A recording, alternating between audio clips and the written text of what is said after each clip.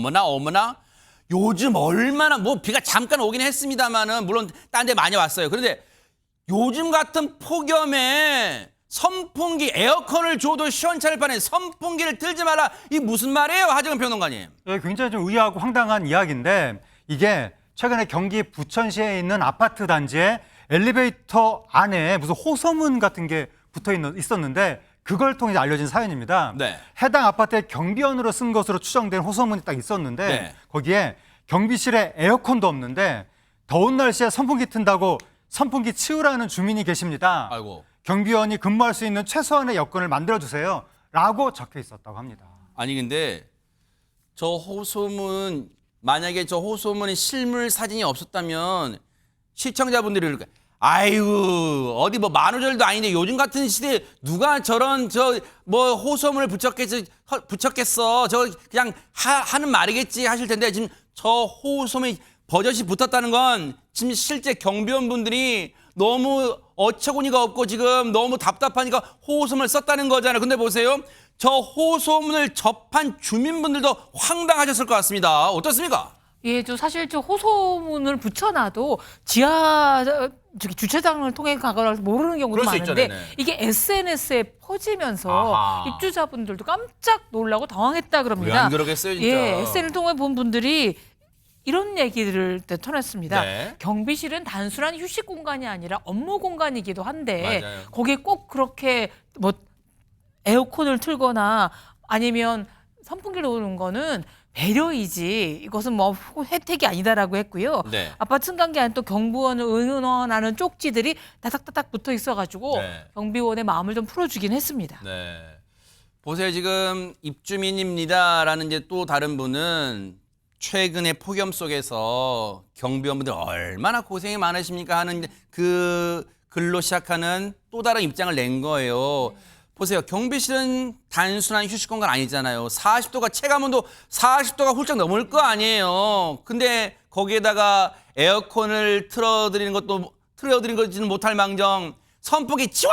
이런 글을 남겼으니 얼마나 경비원분들이 답답하고 분통 터졌을까. 근데 그나마 이런 입주민이 계시기에 그나마 허준 변호사님 다른 분들 아이고 그래도 좀 살만하다 생각하셨을 것 같은데 근데 애초에 선풍기 경비실에 선풍기 치워 이런 글은 어떻게 다 붙은 거예요 그러면? 사실 저도 선풍기 치워라 이렇게 얘기한 것까지만 들으면 정말 어떻게 이렇게 야박한 일이 있을 수가 있나. 이게 또 하나의 경비원 갑질 사례인가? 이렇게 생각을 했었어요. 처음 이 소식을 네. 들었을 때요. 민원재 기자가 너무 나쁜 사람처럼 여겨졌는데 여기까지 사실은 맞거든요. 그런데 그 너머에 진실이 따로 있었습니다. 뭔데요? 이 민원재 기자에게 한 가지 비밀이 숨겨져 있었는데요. 네. 또 저희 뉴스파이터가 신속할 뿐만 아니라 정확하고 공정한 보도를 위해서 사실 너머의 진실을 알기 위해서 아하. 또 직접 한번 취재를 해봤다고 네네. 합니다. 알고 봤더니 이 민원재 기자가요. 치매 증상을 앓는 70대 노인이었던 것으로 밝혀진 겁니다. 이 70대 노인이요. 경비실에서 에어컨, 선풍기를 모두 사용하고 있다고 착각을 했다는 거예요. 그래서 공동전기료 많이 나오니까 에어컨만 쓰고 선풍기를 틀지 마라. 이렇게 민원을 제기했던 것인데 이분이 70대 치매 노인이라는 사실은 그전에는 밝혀지지 않았던 거죠. 그러네요.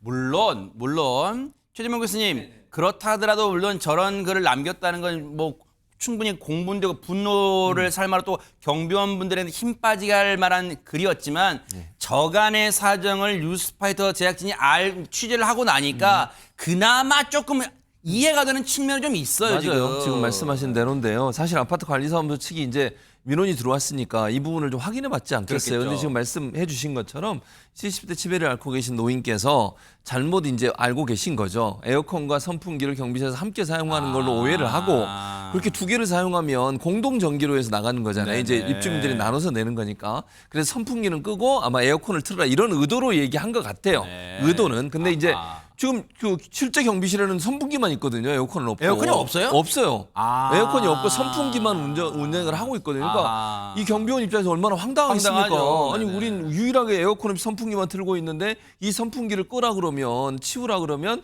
우리 이 더위에 폭염에 그냥 어쩌라는 건가 이러다 보니까 이분이 이제 그걸 붙이신 것 같아요. 그렇죠. 근데 이제 관리사무실에서 이 경비원 찾아가서 말씀을 드렸대요. 이러이러한 저간의 상황. 그러니까 어르신이라 잘 모르고 그러신 것 같다. 이해되셨을 거다라고 설명을 했다요. 그러니까 그 어르신도 치매 앓으신다는 어르신도 이해를 하셨을 거다. 그런데 이제 경비원께서는 이 호소문을 붙였다고 합니다. 네.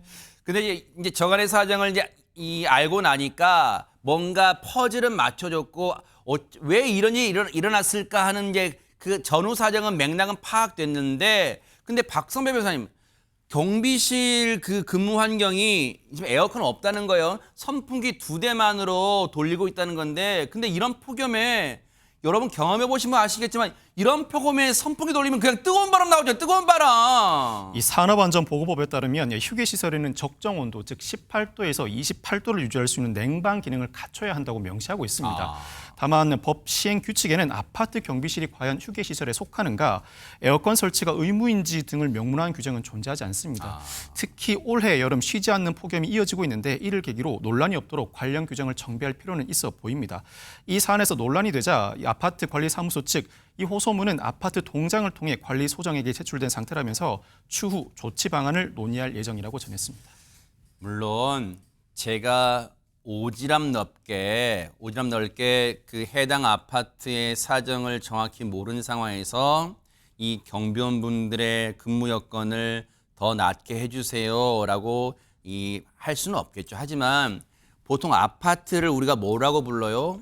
공동생활공간, 공동주택이라 부르잖아요. 그러면 공동이란 게 뭐예요? 더불어 산다는 의미가 있잖아요. 그러면 경비원분들도 대부분 2교대잖아요. 하루 근무하고 하루 쉬고 하루 꼴딱 근무하고 하루 쉰단 말이에요. 그러면 그분들도 다 같은 우리와 같이 더불어 사는 분들이라고 생각하고 그 여건은 조금은 신경 써주는 배려가 필요하지 않을까 그런 생각 감히 해봅니다. 다 기대를 해보겠습니다.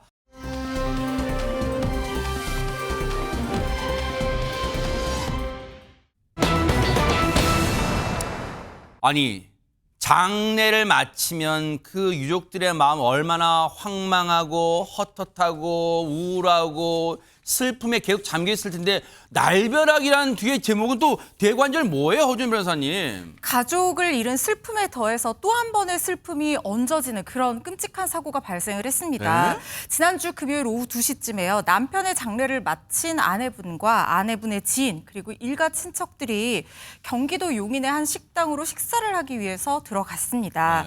그런데 그 식당에 이런 엄청난 일이 벌어지고 말았거든요. 네? 어떤 일이었는지 영상으로 보시겠습니다. 뭘까요, 네? 경기도 용인시 상현역 인근입니다. 은색 승용차 한 대가 저렇게 도로에서 천천히 우회전하면서 건물 쪽으로 들어와서 주차장 지나치더니 갑자기 저렇게 식당으로 돌진을 한 겁니다. 뭐야 이게? 음식점 창문 쪽으로 그대로 들이받아서 창가 쪽에서 식사를 하던 손님들이 크게 다치고 말았는데요. 뭐야 이게 지금? 주변에 있던 시민들이 놀라서 사고 현장으로 달려가는 모습입니다. 어머나 세상에, 이거 지금 뭐야 이게 지금 더 이해가 안 되잖아요. 당시 현장에 있던 분들 얘기 좀 들어보시고 이어가 보도록 하겠습니다. 깜짝 놀랐고 차가 돌진해서 그런다는 생각은 꿈에서는 못했지. 아수라에 됐을 겁니다. 왜 안 그러겠어요? 차가 창문 쪽으로 온다는 생각을 세상에 누가 해요? 근데 아까 얘기 들어보니까 하재관 평론가님 창가 쪽에서 식사하시던 분들이 계셨다면서요, 세상에. 당시에 식당 안에 손님 직원 등 120여 명이 있었는데 어머나. 그중에 창가에서 식사를 하던 손님이 이제 해를 당한 거예요. 어머나. 80대 손님 한 명이 숨지고 에? 6명이 다쳐서 병원으로 옮겨졌는데 뭐라고요? 그 숨진 한 명과 다친 6명 총 7명이 한 일행이었습니다. 어머나. 그 일행이 바로 장례식을 마치고 이제 이동해서 식사를 하던 세상에. 그런 분들이었었는데 남편 장례식을 마치고 여기서 식사를 했던 80대 여성하고 50대 딸이 중상을 입었습니다. 또 80대 지인이 사망을 했고 아이들 2명을 비롯해서 4명이 경상을 입었습니다. 아니 세상에 이제야 왜 날벼락이라는 제목이 붙었는지 알겠어요. 세상에 진짜 이런 날벼락 짓을 누가 상상이나 했겠어요. 세상에. 박성배 변호사님 대체 이유가 뭡니까? 차량을 운전한 60대 남성은 아내와 함께 식당을 방문하려던 중 사고를 일으켰습니다. 그런데 이 운전자 경찰 조사 과정에서 이 주차장 차단기가 열리자마자 차량이 갑자기 튀어나갔다, 즉 급발진을 주장하기 시작했습니다. 경찰은 일단 이 운전자 음주 상태나 약물 복용 상태는 아니었던 것으로 보고 정확한 경위를 조사 중이라고 하는데, 급발진을 주장하는 만큼 블랙박스, 주변 CCTV, 차량 제동 장치 상태 등을 종합 분석해 진위 여부를 가릴 예정이라고 합니다. 만약 급발진이 아니라고 하면 중한 처벌이 불가피한 사안입니다. 사망한 피해자에게 아무런 과실이 없고 운전자의 주의 의무 위반 정도가 지나치게 중합니다. 아니 그러면 지금 보세요. 주변에 아까 박선배 변호사님 주변 이제 저희가 이 애초에 보여드렸던 이 사고를 낸 차량이 식당으로 들어가는 과정까지는 이제 다른 CCTV 등을 통해서 보여드렸잖아요. 근데 경찰이 저 사고를 낸 차량의 운전자의 급발진 주장이 맞는지를 보려면 지금 저 상황에서 주변에 CCTV가 만약에 있다면 모르겠는데 다행일 텐데 그나마 뭔가 진위를 가려내는데 아까 영상 보면 그게 좀 있을 가능성이 있기도 하지만 또 주변 차량 블랙박스를 다 회수를 해야 되나요? 어떻습니까?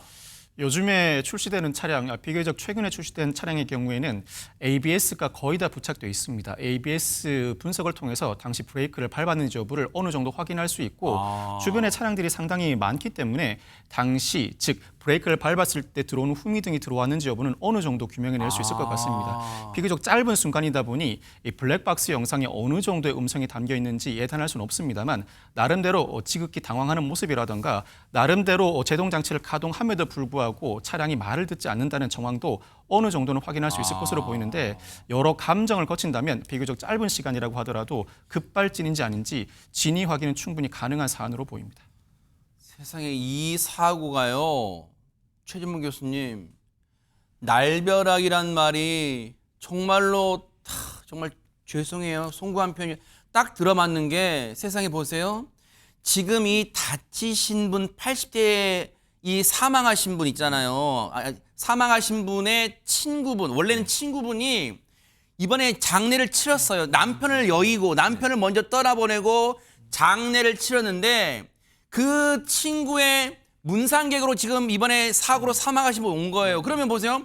이 80대 아내분 입장에서는 남편을 저 하늘나라로 떠나보낸 날 문상온 친구가 저렇게 사망하고 사고로 자신과 같이 식사하던 50대 딸이 다치고 지금 본인도 다치고 친인척 다치고 이건 무슨 날벼락이야 진짜. 날벼락이죠, 날벼락. 그야말로 날벼락이에요. 아니 남편을 하늘나라 보낸 지 얼마 되지도 않았는데 장례 치르고 나서 거기에 오신 분들한테 고마워서 식사를 대접한 거예요. 네. 그 자리에 저런 엄청나게 상상할 수도 없는 사고가 터진 거잖아요. 본인도 중상을 입었다니까요. 남편 장례를 치른 지 얼마 되지도 않은 이분도 중상을 입고 본인 딸도 거기서 같이 다치고 또 말씀하신 문상객으로 오신 친구분, 지인분도 거기서 사망을 하고 세상에. 이러니 이게 집안이 풍비박산이 되지 않겠냐고요. 세상에. 이런 일이 닥칠 거라고 누가 상상이나 했겠어요? 본인 지금 거기에 그래도 문상 오신 분한테 고맙다는 마음으로 식사 대접하려고 모인 자리에 본인도 다쳐가지고 이렇게 어려움을 겪는 상황 또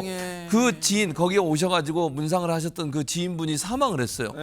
이러면 장례를 또한 물론 본인이 치르는 건 아니지만 그래도 본인은 아파서 가지도 못해요 지금 중상이 돼가지고 이런 일이 벌어지니 이게 뭐 정말로 안 좋은 일이 계속 겹치는 거잖아요. 이 80대 아내분은 그 사망한 지인분 유족들한테 고개를 못 들 거 아니에요 또 고개를, 세상에. 어떻게 고개를 들어요. 진짜로. 본인이 초대해서 식사로 오셔가지고 그런 일을 당한 거 세상에, 아닙니까? 어떡해요. 얼마나 미안하겠어요. 물론 본인도 지금 중상이에요. 세상에. 경상도 아니고 본인도 병원에 어떡해요. 치료받고 있는데 심적으로 얼마나 큰 고통이겠냐고요. 네. 이런 일이 벌어지지 않아야 되는데 너무 안타깝습니다. 반드시 이번 사고는요.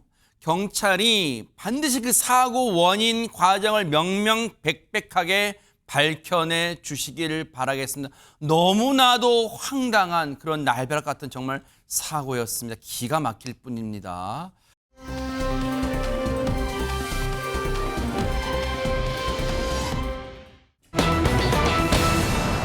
자, 송구하지만 분위기를 바꿔볼게요. 이대호 하면 시청자분들이 호정 변호사님, 이대호? 이거 그냥 많이 들어봤는지 아실 것 같아요. 누굴까 이대호 씨가? 오 롯데 이대호 오 롯데 이대호 아니 대구 분이시면 삼성 라이온즈 응원하시는 노래를 알아야지. 롯데 갈매기 그 응원하는 거 아니에요? 아니 너무 유명한 이대호 선수가 등장할 때 나오는 응원가이기 때문에 제가 요즘 또 교양으로 알고 있습니다. 바로 그 롯데 자이언츠의 조선의 4번 타자 이대호 선수가 맞습니다. 그래요? 네, 2001년에 롯데 자이언트 소속으로 데뷔를 하고 정말 프로야구 역사상 가장 성공적인 타자로 평가받으며 이 제가 말씀드린 조선의 4번 타자라는 별명까지 있었던 그야말로 역사적인 롯데의 대표 선수 이대호 선수인데요. 네. 2022년에 은퇴를 했습니다. 아하. 그리고 이제는요. 사실 그 전부터도였기도 하지만 더욱더 딸 바보, 아들 바보, 아내 바보로 불리고 있다고 합니다. 아하. 이렇게 사랑하는 가족들과 지금 떨어져 지내는 중이라고 하거든요. 네. 부산에서 태어나서 부산 사나이다 이런 별명으로도 불리지만 아하. 가족들은 지금 부산에서 거주를 하고 있지만 이대호 씨는 서울에서 예능에 많이 출연하고 활동을 많이 하시잖아요. 아하. 그래서 서울에서 일정이 있을 때는 따로 구해놓은 서울 집에서 거주를 하시고 일정이 없으면 부산으로 오가면서 사실상 어떻게 보면은 기러기 아빠처럼 이렇게 생활을 하고 계시다는 세상에. 거예요. 선수 시절부터 워낙 이 이대호 선수가 가족바라기 아내 밥으로 유명했던 분이기 때문에 떨어지는 동안 그 가족에 대한 그리움이 너무나 크다고 합니다. 그럴 거예요. 이대호 씨를 본 분들이 그런답니다. 어떻게 이렇게 멋있대요? 네, 그런답니다. 네, 확인되지 않았지만요. 어쨌든 얼마나 가족 사랑, 가족이 그리우면 TV를 이거 좀 과장된 거 조금 과장된 거 아닐까요? TV는 일절 안 보고 가족 사진만 본다는데 이거 진짜일까요? 영상 보시고 이어 보도록 하겠습니다. 역시 아우 여기 가족 사진. 가족 사진. 애기 너무 많이 아들, 컸다. 딸. 저 옛날에 딸 사진 그 짤 엄청 유명했잖아요. 그때는 진짜 저 닮았었는데 요즘 많이 이뻐졌어. 예뻐. 근데 이런 사진은 요거 이대호 너무 씨가 예쁘다. 갖고 오신 거예요? 아니면 와이프분이 오빠 이거 갖고 가 이렇게 하신 거예요? 제가 가져왔죠. 제가 가져오고 제가 이거 찍은 거 갖다 놓고 나도 뽑아. 나한테. TV도 안 봐요. 요것만 봐요. 어머, TV도 한번 이거 본다고? 손도 없잖아요. 살짝 연기 아니십니까? 아, 연기 여기 있을 이유가 없죠. 진짜 리얼하네. 안에 걸려도 다 있어요. 멋지네. 보통 일주일에 어느 정도 와 있어요? 보통 한 3일 정도 와 있습니다. 야, 거의 반이네. 오래 왜 이렇게 오래 와 있는 거예요? 촬영 때문에. 요즘 일이 많으시대요. 3일이에요? 아니, 하루만 촬영하고 이틀 쉬는 거 아니에요? 약간 촬영을 핑계 삼아. 이것저것 다. 와, 근데 하재근 평론가님, 이대호 씨 보니까 진짜 가족 사랑이 얼마나 뛰어난지 솔직히 연출된 거 아닐까? 왜냐면 TV 앞에 분명히 사진을 붙여놨는데 TV는 안 보고 가족 사진만 본다. 이거 진실일까요? 어떻습니까, 이거? 제 기준으로는 믿겨지지가 않는데 TV 앞에서 사진을 붙여놓고 사진만 본다는 게 이게 무슨 경우인지. 지금 제작진 오니까 네? TV 급할 건 거 아닐까요? 그러니까 네네. 이대호 씨는 그만큼 이제 가족을 그리워하면서 아하. 항상 가족을 생각하면서 살아가고 있다고 합니다. 네. 특히 옛날부터 딸바보라고 할 정도로 네. 딸을 항상 뭐 자랑스러워하고 그랬었는데 네. 과거에 이대호 씨 딸의 사진이 아기 때 네. 화제가 된 적도 있었거든요. 아하. 정말 이대호 씨 비슷하다고. 어머나, 뭐예요, 이거? 도플 갱업급 붕어빵이다 막 이런 어머머. 식의 얘기가 나왔었거든요. 네. 이대호 씨가 딸 예쁘다고 막 그랬었는데 요즘에 뭐라고 그랬냐면 딸의 옛날 사진을 요즘에 한 번씩 본다. 네. 그때는 우리 딸이 세상에서 제일 예쁘다고 생각했었는데 지금도 예뻐요, 네. 지금 보니까 아니더라라고 이제 망언을 하면서 뭐라고 그랬냐면 네네. 옛날에는 나를 닮았었는데 아. 요즘 들어서는 엄마를 닮아지면서 예뻐지고 있다. 자랑한다, 네, 자랑해. 그렇게 또 얘기했습니다. 그러면서 네. 또 자기는 또 냉정하게 아들을 본다고 주장하면서 네. 냉정하게 바라봤을 때 우리 아들은 초등학생 치고 야구 감각이 뛰어나다. 또 자랑해요? 또 자랑. 라고 네. 하면서 입만 열면 자랑이네. 네. 초등학생 아들이 야구를 또 시작했다고 합니다. 그래요? 나는 안 시키려고 했는데 애가 너무 좋아한다. 아하. 쉬는 날에도 야구장에 간다. 야. 이렇게 또 얘기를 하기도 했습니다. 자식 바보, 아들 바보, 딸 바보, 이 사랑의 면모를 여실히 보여준 이대호 선수, 이대호 씨인데 그렇다면 갑자기 서운해할 사람이 있잖아요. 자식들만, 아들, 딸만 좋아하는 거야? 이렇게 뭔가 심술낼 분이 있잖아요. 바로 아내분인데 아내의 사랑 그러면 시큰둥하는 걸까요? 영상 보시고 이어가 보도록 하겠습니다. 와이프가 첫사랑 아니에요? 맞아요. 제가 20살 때 만났으니까. 진짜? 사랑이라는 걸 느껴본 게 처음이었으니까. 내가 옛날에 들었던 거 같은데 어떻게 만났다고 그랬지? 원래 야구 팬이어가지고 옛날 임수혁 선배님이 옛날에 계실 때 임수혁 선배님 도끼 할 때 와가지고 좀 팔아준다고 막 이렇게 친구들하고 왔는데 그냥 이런 테이블에 앉아 있는데 약간 빛이 나서 갔더니 우리 와이프가 앉아 있더라고요. 빛이 나서. 지금도 빛이 나나요? 지금 더 나죠. 일단 아름다워요. 이대호 씨의 아내분 아름다운데 최재문 교수님, 자 미모 올림픽이에요. 지금 최재문 교수님의 사모님이 더 아름답다. 지금 이대호 씨의 아내분이 더 아름답다. 제 아내가 더 아름답다. 와 대박 사건. 와 요걸 잘 피해가시네요. 네네. 대단. 저는 뭐 늘 대박 그렇게 사건이다. 생각하고 네네. 있습니다. 네. 어떤가요, 진짜? 아니, 저는 지금도 두 분- 신혼 같아요. 지금 두 분. 그러니까요. 보면. 저는 네. 깜짝 놀랐어요. 네. 저분들이 지금 만난 16년 아하. 됐거든요. 그러니까 16년 됐는데 16년 동안 변함없는 사랑을 유지하고 있다 그러고 제가 이제 믿을 수 없는 한마디. 뭘까요? 16년 동안 한 번도 싸운 적이 없다. 요건 약간 그렇죠. 예, 부부싸움 한 MSG가 번도 너무 많이 들어간 거 아니에요? 네. 저는 개인적으로 못 네. 믿겠습니다. 제가 제 아내를 사랑하지만 많이 싸웁니다. 아. 그래서 16년 동안 한 번도 안 싸웠다는 말은 약간 저는 이제 좀 믿기가 어려운 상황이고요. 네. 근데 이대호 씨가 4번 타자로 우뚝 설 수 있었던 것도 아하. 아내의 도움이 컸다라고 얘기합니다. 네. 아내가요. 결혼하고 나니까 이대호 씨가 너무 좋았다는 거예요. 근데 네. 그중에 제일 좋은 게 뭐냐면 선수 생활하는 동안 아내가 계속 신경을 많이 써줬는데 여러 가지 신경 쓰고 이제 음식도 네. 여러 가지 신경을 쓰면서 갖가지 음식을 해줬다는 겁니다. 네. 근데 만약 그 음식을 먹고 홈런을 치면 다음날 또 그 음식이 먹고 싶어졌대요. 어머나. 근데 특이한 점 하나 있습니다. 그게 뭐냐면요.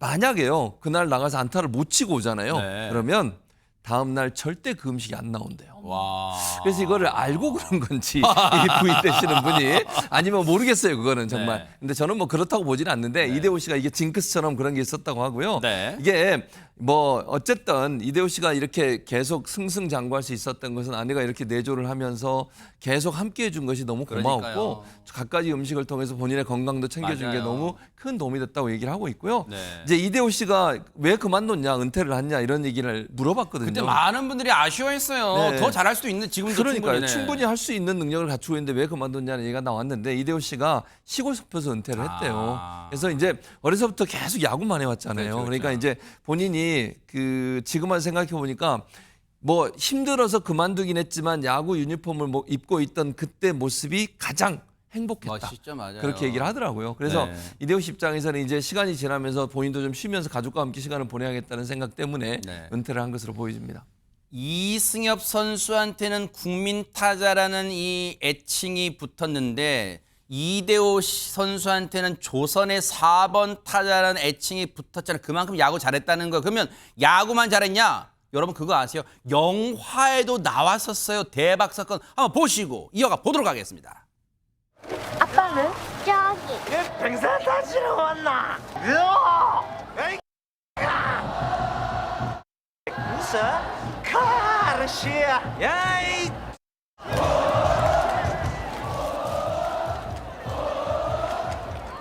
야이 너 물질이 뭐라? 야이. 딱 거기 있어 이거. 딱 거기 있어. 아, 이거 좀 보자. 일단 저 연기 아마 영화 해운대 보신 분들 저 기억나실 거예요. 아, 뭐 그때 깜놀해서 저렇게 연기를 리얼하게 정말 진짜 실제 생활처럼 잘해요, 진짜. 아니 근데 저 영화가 그냥 영화가 아니고요. 1000만 관객이 맞아요, 몰린 진짜. 아주 네. 엄청나게 관중이 많았던 이제 네. 영화였는데 네. 배우 설경규 씨가 아까 보시다시피 술에 취해서 깐족대고 맞아요. 비아냥거리는 연기가 저런 사람 있어요. 너무 자연스러워서 저도 극장에서 영화를 보면서 주먹을 불끈 쥐었을 정도였거든요. 네. 설경규 씨가 얼마나 영화를 잘했냐면 이대호 씨가 아무리 연기인 줄 알면서도 진짜 너무 짜증이 나가지고 여기 도대체 화가 안 날 수가 없었다라는 거예요. 그래서 네. 그걸 알고 난 설경구 씨가 나중에 아 네. 미안하다 연기였다라고 사과하러 왔는데도 아. 삐져서 얼굴 안 봤다라는 뒷소문이 있습니다. 네. 본인한테 직접 확인한 건 아니지만. 야. 근데요, 박성배 변호사님. 지금 영화 해운대에서 나왔던 이대호 씨 당시 선수의 그 모습과 그 아까 영상에 지금 우리 그 제작진이 찾아갔을 때 모습 그때 모습과 많이 달라졌어요 지금. 저도 야구 팬이라 현역 선수 시절의 모습을 강하게 기억하는데 지금 살이 상당히 많이 빠졌습니다. 현재 이대호 씨는 다이어트를 진행 중인데 그래요? 무려 20kg을 감량했다고 와 진짜 많이 빠졌다. 와 턱선 봐 턱선. 그렇습니다. 식욕 억제 주사를 맞기도 했다는데 나름 독하게 다이어트를 해왔습니다. 이 냉장고에 반찬은 없고 제로 칼로리 음료만 가득 채워져 있고 배고프면 다이어트 냉동식품을 먹는다고 합니다. 그렇지만 여기서 멈추지 않고 앞으로 4kg 정도를 더 뺄 계획이라고 하는데 독하다 독해. 와. 왜 이렇게 독하게 다이어트를 하는가? 바로 건강을 위해서라고 합니다. 과거 선수 시절에는 경기가 늦게 끝나다 보니 경기 전에 못 먹던 걸 경기 후에 먹고 잤고 살이 계속 쪘다고 합니다. 맞아요. 그렇지만 지금은 힘쓸 일이 많이 없으니까 배고파도 참고 잔다고 하는데 그랬더니 좀 빠지는 것 같다고 합니다. 맞아요. 야구 선수들 경기 끝나면 10시 넘어서 밥 먹잖아요. 씻고 나서. 그게 이제 많이 이제 살이 찌게 되는데 지금은요. 정말 턱선 날렵하고요. 그리고 무엇보다 자기 건강 그리고 자기 관리 측면이라는 걸 볼 때 앞으로 또 멋진 몸매 유지하시길 또 응원해 보도록 하겠습니다. 멋졌습니다.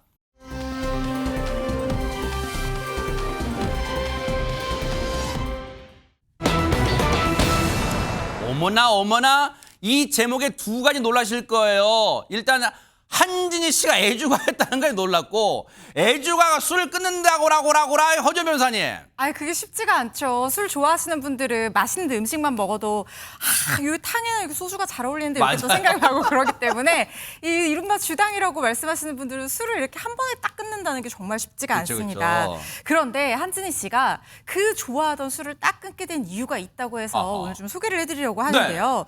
요즘에는 사실 한진희 씨 많이 못 뵀을 거예요. 그쵸. 드라마며 영화며 촬영 안 하고 활동 안 하신 지가 꽤 오래돼서 본인 스스로는 전직 탤런트라고 말씀을 하시지만 전직 탤런트. 근데 누가 한진희 씨가 전직 탤런트라고 하면 아 전직이구나 생각하겠어요. 그만큼 너무나 많은 영화의 멋진 모습 보여주셨고 드라마에도 보여주셨는데 한진희 씨가 50년이 훌쩍 넘은 연기 인생을 이렇게 살아오시면서 네. 정말 연기에 너무나 진심이었고 항상 열정이지 않은 순간이 없었다는 거예요. 그래서 그런 어떤 열정을 알 수 있는 일화들이 여러 가지가 있는데 12년 전에 한 드라마를 찍고 있을 때요. 너무 가슴 아픈 소식이에요. 6살 손자의 비보를 듣게 됐다는 겁니다. 그러니까 손자가 먼저 하늘나라로 간 거예요. 아이고. 그런데 그 현장에서 다른 제작진들과 배우들과 촬영 진행에 피해를 안 끼치려고 내색을 하지 않고 묵묵하게 촬영을 했다는 거예요. 세상에. 아니 손자가 사망했다고 하는데 그것도 6살 배기 손자가 근데 할아버지가 이걸 촬영한다는 게 쉽지가 않잖아요. 네. 그런데 촬영이 계속 이제 지연이 되니까 어쩔 수 없이 얘기를 하고 새벽에 급하게 장례식장으로 향했다는 얘기가 있을 정도로 정말 연기에 진심이고 아유. 연기를 사랑하는 그런 탤런트시거든요. 네. 그런데 사실은요. 한진희 씨가 애주가라는 사실에 놀라운 것보다 저는 이게 더 놀랐는데요. 뭔데요?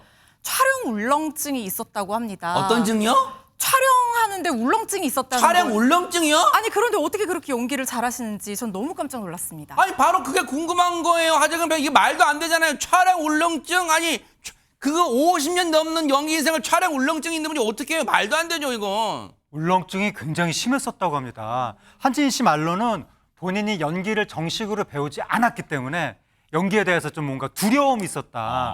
그래서 울렁증이 있었다는 건데 그걸 해소하는 비법이 바로 술이었다고 합니다. 술을 마시고 촬영장에 갔다는 거예요. 어머나. 근데 마침 한진 씨가 술을 마셔도 얼굴이 빨개지지 않는 체질이라서 별로 취하지도 않았던 것 같습니다.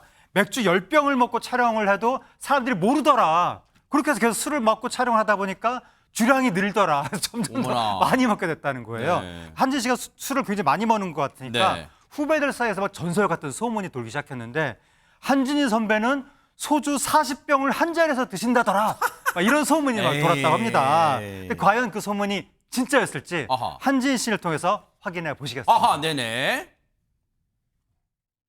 그 요즘으로 얘기하면 가짜 뉴스지. 소주 7, 8병은 보통 마시고 다녔지. 폭탄주 30잔. 30잔. 폭탄주 30잔 그건 죽는 얘기지 그것도. 소주잔으로 먹는 게 맛이 없어. 크라스로 먹어서 착 먹는 게 맛이 있어서 그 폼 무지 썼지. 그렇게 술을 드시고 지금도 드십니까? 한 4년 전에 끊었지. 정말요? 예, 내가 지금 살아있는 게 담배 하루에 한 5컵 피웠거든. 그게 다 울렁증 때문에.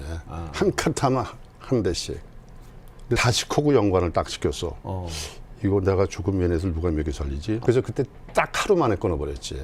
야. 그래서 42살 때인가 담배를 끊었고 술은 먹으려면 지금도 뭐 잘 먹을 것 같은데 나이 먹어서 술을 먹으면 한만에서 말 실수가 나와.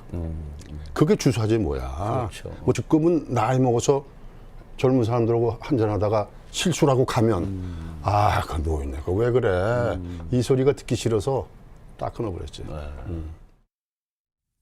대단합니다. 그 이유가 어쨌든 간에 대단해요. 그걸 한순간에 단칼에 끊는다는 게 대단한데 근데 박성배 변호사님 지금 얘기 들어보니까 한진희 씨가 애주가이면서도 또 애연가였다는 거예요, 지금.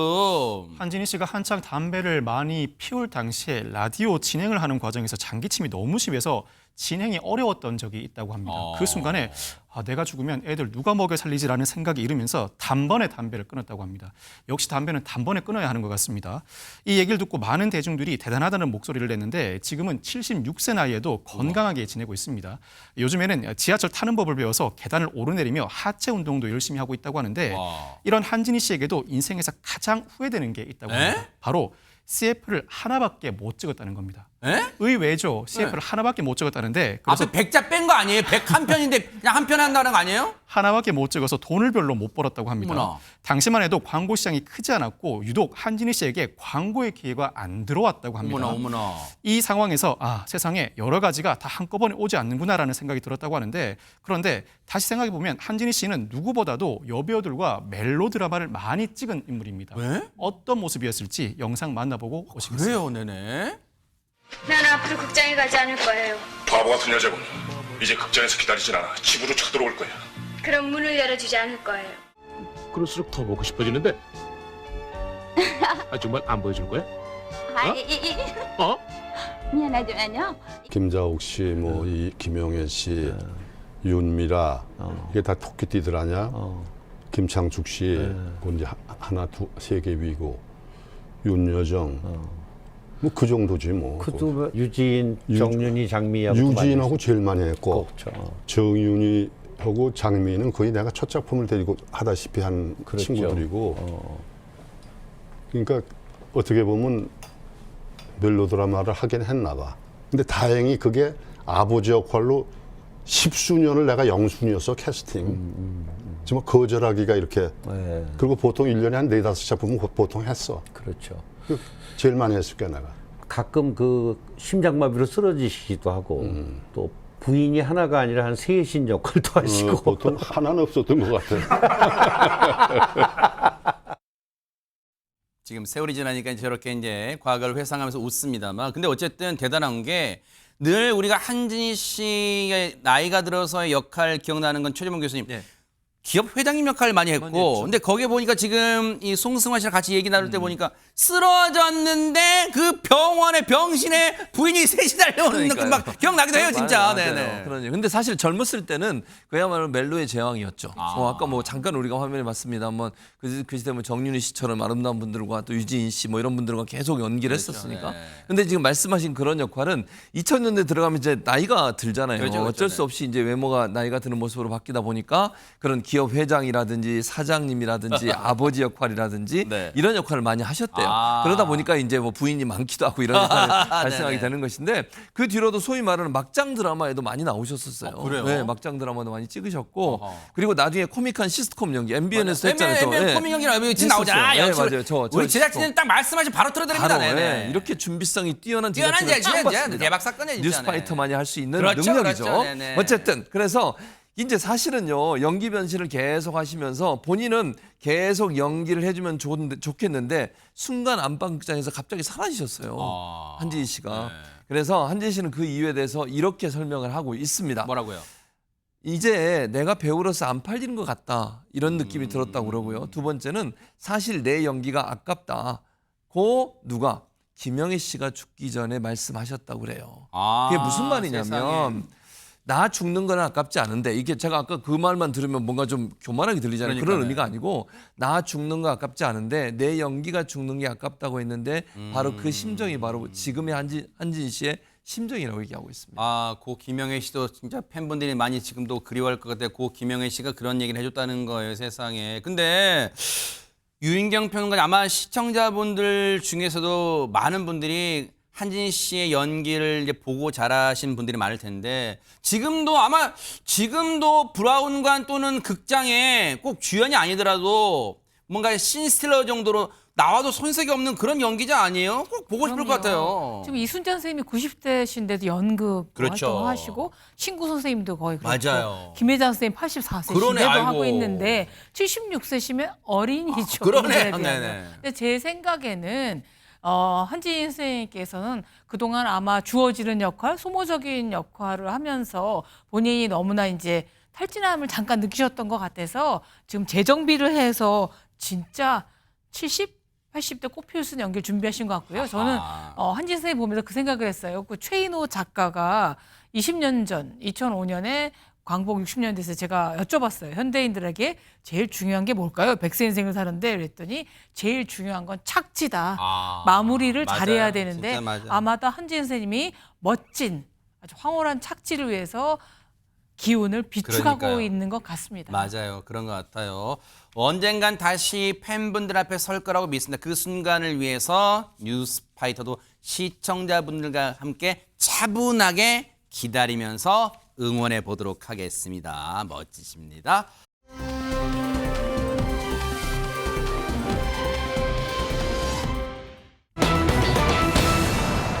어머. 제목 보니 뭔지 알겠다. 허전 변호사님 경찰이셨던 아버지 조언 덕분에 나도 경찰 됐어요. 뭐 그런 거 아니에요? 무슨 조언이셨는지 궁금하시죠? 네. 네, 500원은 아니고 먼저 알려드리면은 좀 재미가 없으니까요. 아하. 일단 누가 누구에게 어떤 조언을 했는지 어떤 사연이 있는지 어허. 그 배경부터 먼저 뭘까요? 설명을 드려야 될 것 같습니다. 무슨 일이 있었냐면요. 네. 지난달 4일 밤 12시 5분쯤이었습니다. 아주 늦은 시간이죠. 네. 부산 북구의 한 도로를 달리던 운전자가요. 마주오던 시내버스를 갑자기 멈춰 하면서 빵빵 멈춰 세운 일이 있었다고 에? 하거든요. 어떤 일이었는지 영상으로 한번 보시죠. 뭘까요, 이거? 유턴 차로에 진입한 차량이 서서히 속도를 줄이는데요. 반대편 버스를 한번 자세히 보세요. 달리고 있는 버스 자세히 보니까 뒤쪽에서 하얀 연기가 뿜어져 나오고 있습니다. 운전자가 경적을 빵 울려봐요. 그렇지만 버스 안에서는 이걸 모르는 것 같죠. 어머나. 지금 불이 난 것 같아요. 밑에 보세요. 운전자가 멈추지 않고 계속해서 빵빵 연신 경적을 울리니까 승객들이 안쪽에서 그제야 인지하고 급하게 대피를 하는 모습입니다. 그러니까요. 그제서야 뒷자리에 앉으신 분들 중심으로 연기난다 하고 지금 막 대피하는 게 막 느껴지는데 지금 유인경 평론가님 버스에서 지금 딱 봐도 차량에서 지금 화재가 난 것 같아요. 왜냐면 연기가 막 짙은 연기가 계속 피어나는 거지 지금. 예, 보니까 연기가 나는데 불꽃까지 피어올랐잖아요. 어허. 근데 언제 불길이 더 거세질지도 모르는 상황에서 위험천만한 상황이었는데 네. 119 신고를 한 분이 바로 저 운전기사고 네, 차를 몰고 가던 분이 불꽃 예, 불꽃.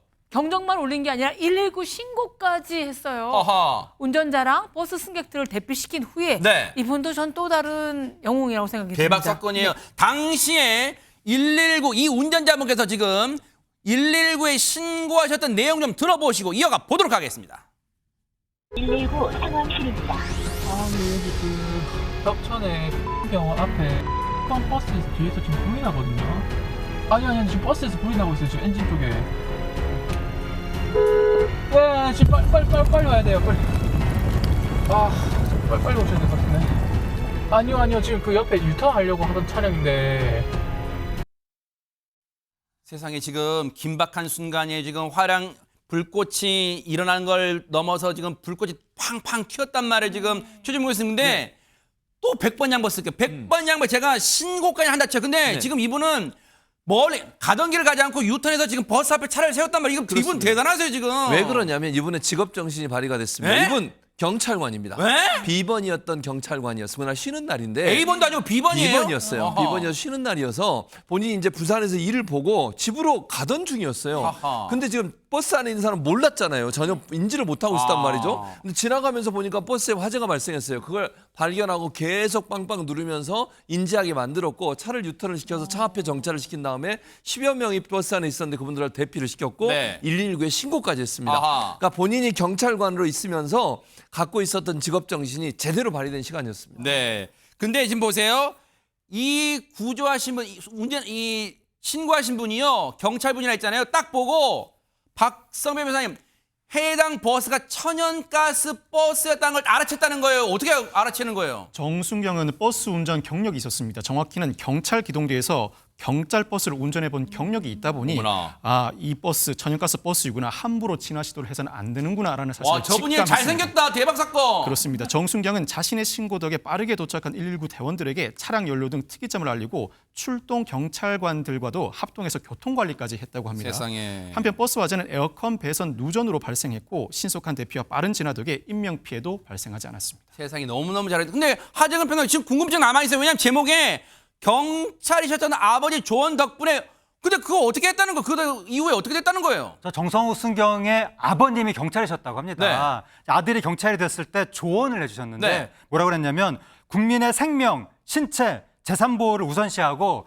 위급 상황이 있을 때 적극 개입해서 시민을 구하라 라는 조언을 해줘서 항상 그 말씀을 유념하면서 임무에 임했다고 합니다. 세상에 부전자전이란 말을 이럴 때 쓰는 것 같아요. 그 아버지, 그 멋진 아버지 밑에 멋진 또 아드님이 계셨는데 이런 분 저희가 또 칭찬 안 해드릴 수가 없죠. 바로 창원 서부경찰, 동부 아니에요, 서부예요. 창원 서부경찰서 의창파출소의 정성욱 순경님, 너무너무 우리의 영웅적 일을 해 주셨습니다. 너무너무 감사의 박수 보내드립니다.